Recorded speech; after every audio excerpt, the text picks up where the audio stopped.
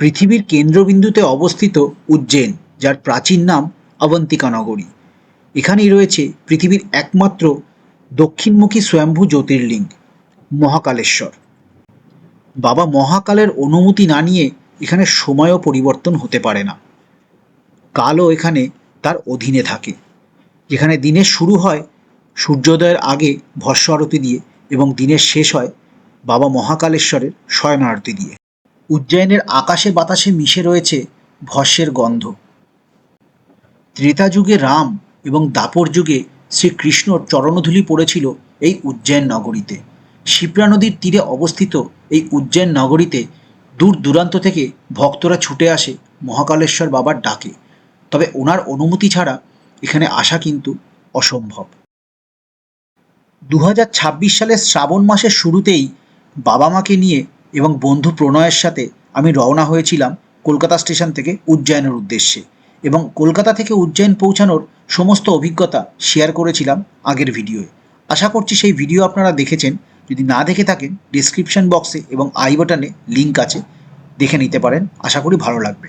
যদি ভালো লাগে ভিডিওটা লাইক করবেন, আর আমার চ্যানেলে নতুন এসে থাকলে অবশ্যই চ্যানেলটি সাবস্ক্রাইব করবেন। উজ্জয়ন স্টেশনের 1 নম্বর প্ল্যাটফর্মের বাইরে থেকে একটি টোটো ভাড়া করে আমরা পৌঁছে গেছিলাম মহাকালেশ্বর মন্দিরের নীলকণ্ঠ দুয়ারের কাছে। তার পাশেই রয়েছে মন্দিরে যাওয়ার 1 নম্বর গেট। এটি মন্দিরের নিকটবর্তী গেট, তাই আমি সাধারণত 1 নম্বর গেটের আশেপাশেরই হোটেলে থাকি। উজ্জয়নে নন এসি রুমের ভাড়া 600 টাকা থেকে শুরু এবং এসি রুমের ভাড়া 1000 টাকা থেকে শুরু। মহাকালেশ্বর মন্দিরের 1 নম্বর গেটের একদমই কাছে রয়েছে হোটেল অমৃত। আমি সাধারণত এই হোটেলেই থাকি। এছাড়াও আপনারা আশেপাশে বহু হোটেল পেয়ে যাবেন। হোটেল অমৃতে 2টি ডবল বেডের রুম আমরা বুক করেছিলাম। আমাদের ভাড়া পড়েছিল 1250 টাকা পার রুম পার নাইট। এই 2টি এসি রুম ছিল। রুমগুলি মোটামুটি বড়ই ছিল। রুমে একটি বড় কিং সাইজ বেড ছিল, একটি টিভি ছিল, একটি মিরর ছিল, একটি সাইড টেবিল ছিল, ফ্যান ছিল। রুমের ওয়াশরুমটাও বেশ পরিষ্কার পরিচ্ছন্নই ছিল। হোটেলে চেক ইন করে আমরা পৌঁছে গেছিলাম মন্দিরের 1 নম্বর গেটের কাছে। সেখানে বড় বড় এলইডি স্ক্রিনে বাবার শয়ন আরতি দেখলাম এবং তারপর ডিনার করে ঘুমিয়ে পড়েছিলাম। পরের দিন সকালবেলা উঠে তাড়াতাড়ি স্নান করে আমরা পৌঁছে গেছিলাম মহাকালেশ্বর মন্দিরে শীঘ্র দর্শনের জন্য। শীঘ্র দর্শনের জন্য আমাদের পৌঁছাতে হয়েছিল মহাকালেশ্বর মন্দিরের 1 নম্বর গেটে। জয় শ্রী মহাকাল। ফল আর এই ধুতরা ফুল কিনেছি, এই সামনে বিক্রি হচ্ছে। রাস্তা লেগে বেলপাতা, কাটা ফলা, ধুতরা ফুল, মালা। আর এছাড়াও এখানে প্রসাদ বিক্রি হচ্ছে, এখান থেকে প্রসাদ কেনা যেতে পারে। আমরা এগুলো কিনে নিয়েছি 4 জনের জন্য। পুজো সামগ্রী নিয়ে আমরা পৌঁছালাম মহাকালেশ্বর মন্দিরের 1 নম্বর গেটের কাছে। এখানে 1 নম্বর গেটেই শীঘ্র দর্শনের লাইন রয়েছে, আর তার পাশেই রয়েছে শীঘ্র দর্শনের টিকিট কাউন্টার। মন্দিরের এন্ট্রি পয়েন্টেই রয়েছে নিঃশুল্ক জুতো রাখার ব্যবস্থা। শীঘ্র দর্শনের টিকিট কাউন্টারের পাশেই মোবাইল লকারও রয়েছে, তবে শীঘ্র দর্শনের সময় মোবাইল ফোন জমা রাখার দরকার হয় না। মোবাইল ফোন নিয়েই দর্শনার্থীরা মন্দিরের ভেতরে প্রবেশ করতে পারেন। টেম্পোরারি কাউন্টার আছে, আর এখানে দেখুন শীঘ্র দর্শন কাউন্টার, 250 টাকা পার হেড টিকিট নিতে হবে। এর পাশেই রয়েছে মোবাইল লকার। এখনো ভিড় কম আছে, বাবা মা দিকে লাইন দিয়েছেন। আমি এখানে এসেছি টিকিট করাতে। শীঘ্র দর্শনের জন্য আমাদেরকে এরকম টিকিট দেওয়া হয়েছিল। এই টিকিট বুক করতে নাম এবং ফোন নাম্বার বলতে হয়। তবে শীঘ্র দর্শন ছাড়া অন্য যে কোনো ধরনের আরতির বুকিংয়ের জন্য কিন্তু আধার কার্ড নাম্বার কম্পালসারি। তাই আপনারা যদি মহাকালেশ্বর জ্যোতির্লিঙ্গে যান তাহলে অবশ্যই সাথে করে আধার কার্ড ক্যারি করবে। শীঘ্র দর্শনের এন্ট্রি এখান থেকে হচ্ছে, আর যদি আপনারা নর্মাল জেনারেল লাইন দেন তাহলে সেটা অন্য দিক থেকে ভারত মাতা মন্দিরের পেছন থেকে, যেখান থেকে আগে এন্ট্রি হতো সেখান থেকেই হচ্ছে। শীঘ্র দর্শনের টিকিট নিয়ে নিয়েছি, 250 টাকা করে টিকিট পার হেড। এই 4টে টিকিট নিয়ে নিয়েছি। আর একটা বড় আপডেট, এখানে কিন্তু এখন হাফ প্যান্ট পরে কিন্তু মন্দিরে অ্যালাউ করছে না। আপনারা যারা আসবেন মহাকাল দর্শনে হাফ প্যান্ট পরে কিন্তু কেউ আসবেন না, মন্দিরে কিন্তু ঢুকতে দেবে না। আমরা চলে এসেছি একদম মহাকাল বাবার গর্ভগৃহের সামনে। লাইনে দাঁড়িয়ে আছি, সামনেই রয়েছে মহাকাল বাবার গর্ভগৃহ। সেখানে গিয়ে দর্শন করব।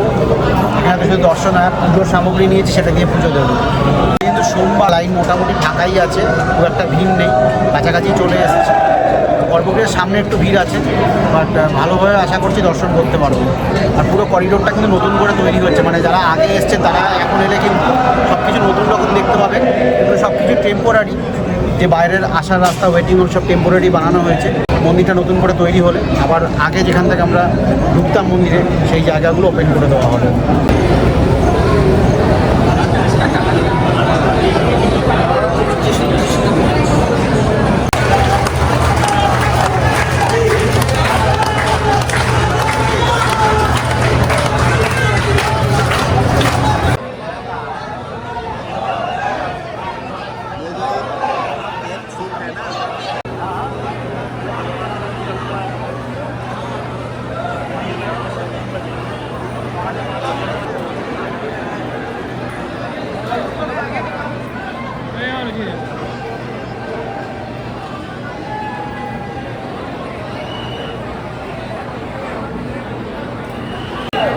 আর এই সামনে হচ্ছে বাবার গর্ভগৃহ।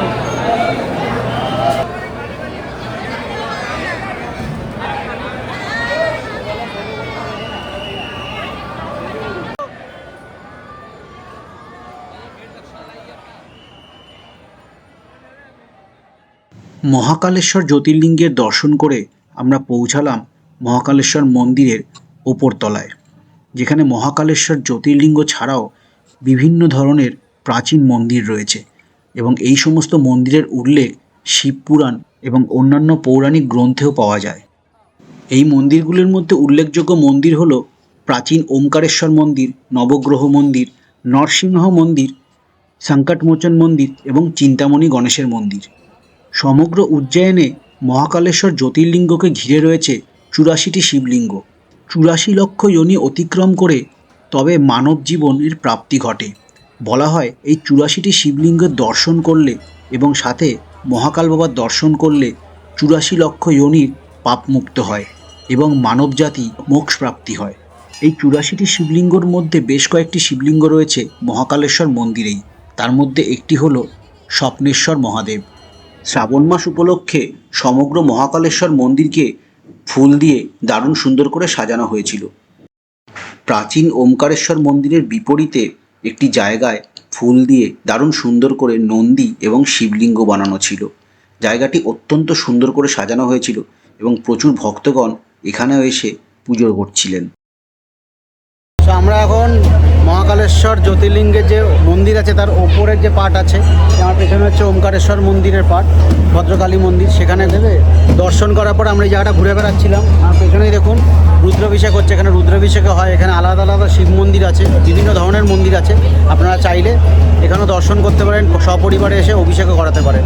আর আমার সামনে, এখন আমি যেখানটা দাঁড়িয়ে আছি, আমার ঠিক সামনে রয়েছে, এই নিচেই রয়েছে মহাকালেশ্বর মন্দির, তার উপরে রয়েছে ওমকারেশ্বর মন্দির। আর এই যে ওপরে যে মন্দিরটা দেখতে পাচ্ছেন, এটাই হচ্ছে নাগচন্দ্রেশ্বর মন্দির।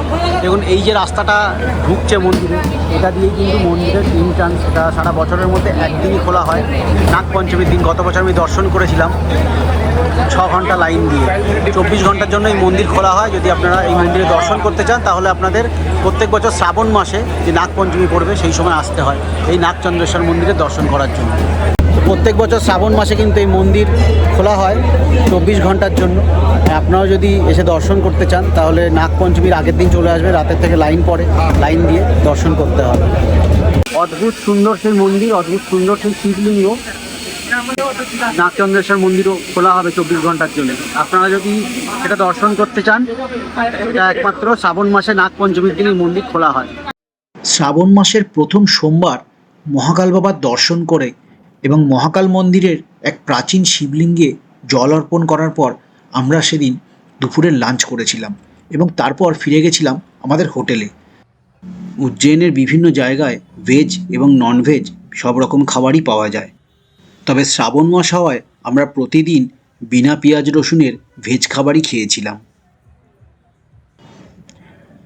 বেশ কিছুক্ষণ বিশ্রাম নিয়ে আমরা পৌঁছালাম নীলকণ্ঠ দুয়ারের সামনে। সেখান থেকে শুরু হয় মহাকাল করিডোর এবং সেই করিডোরই ঘুরে দেখলাম আমরা বেশ কিছুক্ষণ সময় ধরে। যারা মহাকালেশ্বর জ্যোতির্লিঙ্গের দর্শন করতে আসছেন তারা অবশ্যই এই করিডোর দিনের বেলা এবং রাত্রিবেলা দুসময় ঘুরে দেখবেন। দিনের বেলা এই করিডোর একরকম সৌন্দর্য থাকে এবং রাত্রিবেলা এই করিডোরের আলোকসজ্জায় এক অন্যরকম সৌন্দর্যতা আপনারা উপভোগ করতে পারবেন। নীলকণ্ঠ দুয়ার থেকে শুরু করে নন্দী দুয়ার অবধি রয়েছে এই সমগ্র করিডোর। এই করিডোর তৈরি করতে প্রায় 5 বছর সময় লেগেছে এবং এই করিডোর তৈরি করতে খরচা হয়েছে প্রায় 850 কোটি টাকা। মহাকালেশ্বর মন্দিরের এই করিডোরে মোট 192টি মূর্তি, 53টি দেওয়ালচিত্র এবং 108টি স্তম্ভ রয়েছে।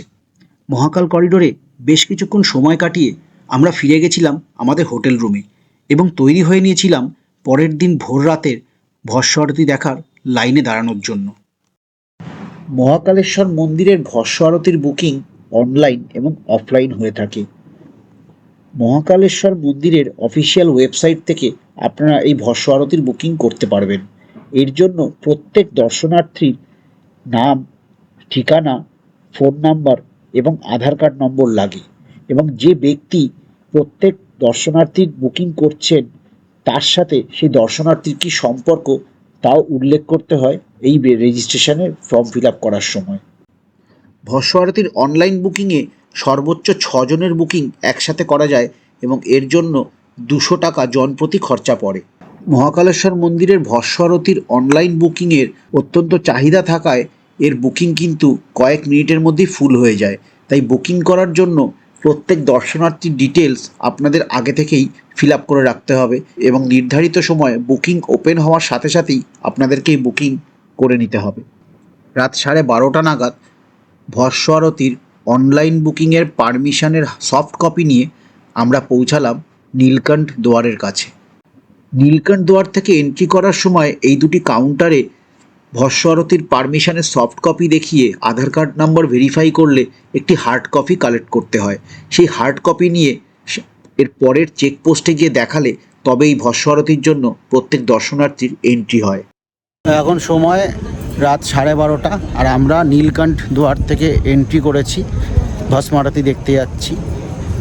এন্ট্রি করে এই যে হচ্ছে করিডোর, এই করিডোর দিয়ে এগিয়ে যাচ্ছি, সোজা যেতে হবে একদম। আর ওই সামনে দেখা যাচ্ছে ভারত মাতা মন্দির। এই প্রণয় যাচ্ছে, বাবা, পেছনে মা রয়েছে, আমরা 4 জন যাচ্ছি। আর খুব ইম্পর্টেন্ট একটা আপডেট যে আপনারা যারা ভস্ম আরতি দেখতে আসছেন তারা কিন্তু নীলকণ্ঠ দুয়ারে পাস নিয়ে আসবেন। পাস নিয়ে আসার পরে বাঁদিকে একটা কাউন্টার আছে, সেই কাউন্টারে পাস দেখিয়ে যে রেজিস্টার্ড মোবাইল নাম্বার পাশে লেখা থাকবে সেটা ভেরিফাই করিয়ে একটা প্রিন্ট আউটের হার্ড কপি, এই প্রিন্ট আউটের হার্ড কপি নিয়ে তবে কিন্তু আপনারা ভেতরে যাবেন, নয়তো কিন্তু আবার আপনাদের ফেরত পাঠানো হবে এই হার্ড কপির জন্য। বাজে চললো, বাজে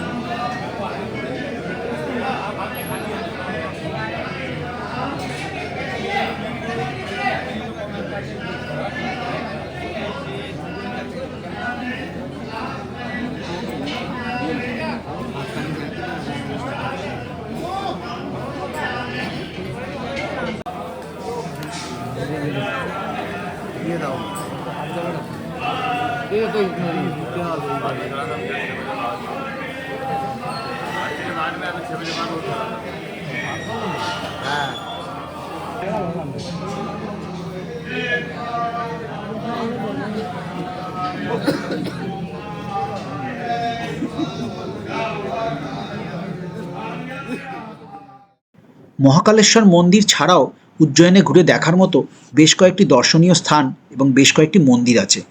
এছাড়াও ওমকারেশ্বর মন্দির আছে, যা উজ্জয়ন থেকে 120 কিলোমিটার দূরত্বে অবস্থিত। এটিও একটি জ্যোতির্লিঙ্গ এবং যারা সাধারণত উজ্জয়নে ঘুরতে আসে তারা ওমকারেশ্বর জ্যোতির্লিঙ্গেরও দর্শন করে থাকে।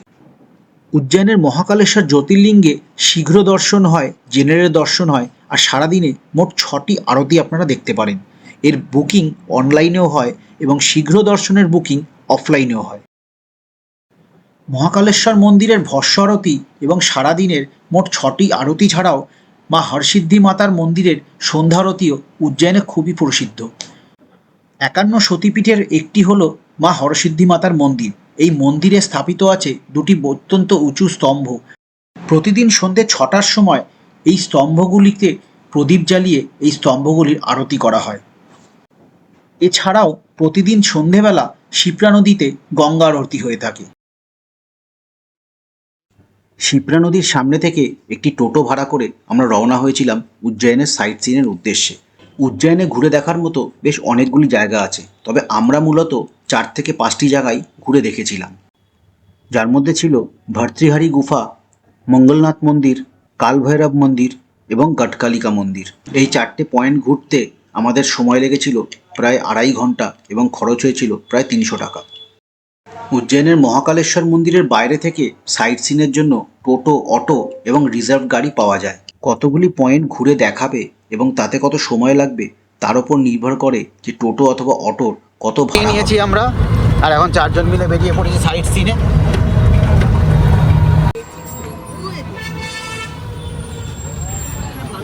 চলে এসেছি আমাদের প্রথম পয়েন্টে, ভূতবাড়ি গুফার সামনে। এখানে ভেতরে একদম আন্ডারগ্রাউন্ডে যেতে হবে আমাদের। আর এখানে দেখুন কাঠমিনারিটা সুন্দর, এত সুন্দর ওয়েদারকে উপভোগ করতে করতে যাই হোক, আপাতত আমাদের ভেতরে যেতে হবে। ঝিরিঝিরি বৃষ্টি পড়ছে, অসাধারণ ওয়েদার। গুফা প্রবেশ দ্বার, এখানে জুতো স্ট্যান্ড আছে, নিঃশুল্ক স্ট্যান্ড, আর সামনে একটা গোশালা আছে। জোরে বৃষ্টি নেমে গেছে, কিন্তু আমরা গুফার ভেতরে জাস্ট পৌঁছেছি আর এখানে জোরে বৃষ্টি নেমে গেছে, এতক্ষণ আস্তে বৃষ্টি পড়ছিল। রাজা বিক্রমাদিত্যর সৎ ভাই রাজা ভর্তৃহারি এই গুহার ভেতর 12 বছর ধ্যান করেছিলেন। নিজের রাজকীয় জীবন ত্যাগ করে গুহার ভেতরে ভস্মর ওপরে বসে উনি ধ্যানমগ্ন ছিলেন দীর্ঘ 12 বছর। পুত্র হনুমান, আজকে মঙ্গলবার, জয় শ্রীরাম, জয় হনুমান। এখানে একটা বড় মন্দির আছে। এই হচ্ছে গুফায় যাওয়ার রাস্তা। গুফায় ভেতরে যাওয়ার গেট এই একটা, আর এই পাশে একটা আছে। এই হচ্ছে গুফার গেট। ভেতরে কিন্তু বেশ গরম। এখানে একটা গেট আছে, মাথা নিচু করে যেতে হবে একদম।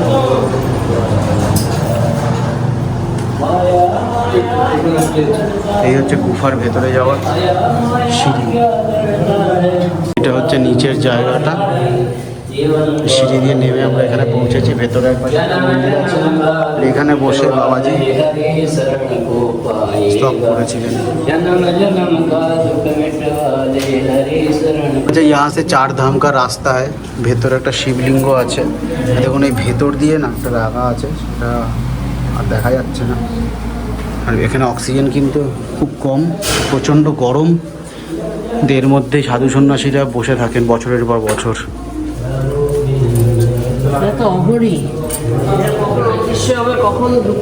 5 মিনিটে অবস্থা খারাপ হয়ে গেছে গরমে, দম বন্ধ হয়ে আসছে। আর এখানে বাবাজিরা বছরের পর বছর বসে আছে, না অক্সিজেন আছে না কোনো হাওয়া বাতাস আছে। আমরা আবার উপরে চলে এসেছি, আর সামনে মা কালীর মন্দির আছে, আর এখানে একজন গুরুজির মন্দির আছে, যোগীজি। এটা হচ্ছে আবার বাইরে যাওয়ার রাস্তা। বৃষ্টিও মোটামুটি কমে গেছে, কিন্তু এখানে প্রচণ্ড স্লিপারি হয়ে গেছে বৃষ্টি হয়ে। এখানে আরেকটা গুহা আছে, তোমরা আস্তে আস্তে বাইরের দিকে যাও, আমরা ঘুরে আসছি। গণেশজির মূর্তি আছে এখানে। এখানে এত ছোট রাস্তাটা, নিচু হয়ে উঠতে হবে। যে গুহাটায় যাবো ওটা কিন্তু আরও নিচু, একদম নিচু, আর পুরো বসে বসে যেতে হবে। প্রবেশ করে দেখুন সবাই বসে বসে যাচ্ছে, একজন গেলে তারপরে আরেকজন আসতে পারছে, এতটাই নিচু। শ্রী নীলকণ্ঠেশ্বর মহাদেবের গুফা। ভেতরে ফটো তুলবো না, এইখান থেকে রাস্তাটা দেখে নিন, খুব ছোট, মানে যাওয়াই যাবে না, এত নিচু। ভর্তৃহারি গুহা থেকে বেরিয়ে আমরা রওনা হলাম আমাদের পরবর্তী পয়েন্ট মহর্ষি সন্দীপনী আশ্রমের উদ্দেশ্যে। উজ্জয়নের মহর্ষি সন্দীপনী আশ্রম একটি অত্যন্ত প্রসিদ্ধ জায়গা। দাপর যুগে শ্রীকৃষ্ণ এই মহর্ষি সন্দীপনী আশ্রমেই শিক্ষালাভ করেছিলেন। শ্রীকৃষ্ণ, বলরাম এবং সুদামা মহর্ষি সন্দীপনীর থেকে চিত্রকলা এবং আরও অন্যান্য বিষয় শিক্ষালাভ করেছিলেন এই আশ্রমেই, এবং বহু বছর কাটিয়েছিলেন এখানেই। মহর্ষি সন্দীপনী আশ্রমে একটি 6000 বছর পুরনো শিবলিঙ্গও আছে। আশ্রমের ভেতরে পুজো দেওয়ার জন্য পুজোর সামগ্রীও পাওয়া যায়। ভেতরে একটি মিউজিয়ামও আছে। এই মিউজিয়ামের দেওয়াল চিত্র আপনার মন মুগ্ধ করবে। শ্রীকৃষ্ণর জীবনের বিভিন্ন কাহিনীকে এখানে দেওয়াল চিত্রের মাধ্যমে তুলে ধরা হয়েছে।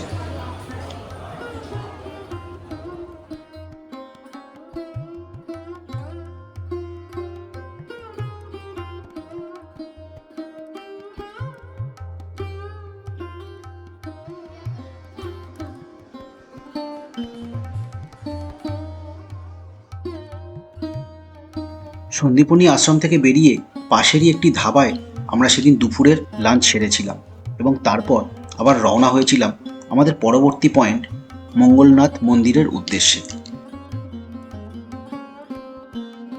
উজ্জয়িনের মঙ্গলনাথ মন্দির সারা পৃথিবীর মধ্যে একমাত্র মঙ্গল গ্রহের মন্দির যেটি কর্কট রেখার সংযোগস্থলে অবস্থিত। এই মন্দিরে মঙ্গলদেব একটি শিবলিঙ্গ রূপে পূজিত হন। মাঙ্গলিক দোষ এবং কালসর্পদোষ কাটানোর জন্য এই মন্দিরে বিশেষ পুজোর ব্যবস্থা করা হয়ে থাকে। মহাদেবের বাহন নন্দী থাকলেও মঙ্গলনাথ মন্দিরের বাইরে বাহন হিসাবে একটি ভেড়াকে দেখতে পাওয়া যায়। মঙ্গলনাথ মন্দিরে পুজো দিয়ে আমরা রওনা হলাম উজ্জয়িনের রক্ষাকর্তা কাল ভৈরব মন্দিরের উদ্দেশ্যে। কাল ভৈরব মন্দিরের ভিআইপি টিকিটের লাইনে আমরা দাঁড়িয়ে আছি। লম্বা লাইন, 500 টাকা করে পার হেড পড়ে এখানে ভিআইপি টিকিট কাটতে। ভিআইপি এন্ট্রির যে গেট তার পাশে এই কাউন্টার আছে ভিআইপি টিকিটের, শীঘ্র দর্শনের কাউন্টার কাল ভৈরব মন্দির। তো আমাদের ভিআইপি দর্শনের টিকিট হয়ে গেছে কাল ভৈরব মন্দিরের। 2000 টাকা লাগলো 4 জনের। আর আধার কার্ড কিন্তু ম্যান্ডেটরি। নিলে কিন্তু আধার কার্ড অবশ্যই আনবেন। আধার কার্ড ছাড়া কিন্তু কোনো মন্দিরের কোনো এন্ট্রি পাস আপনাদের ইস্যু হবে না।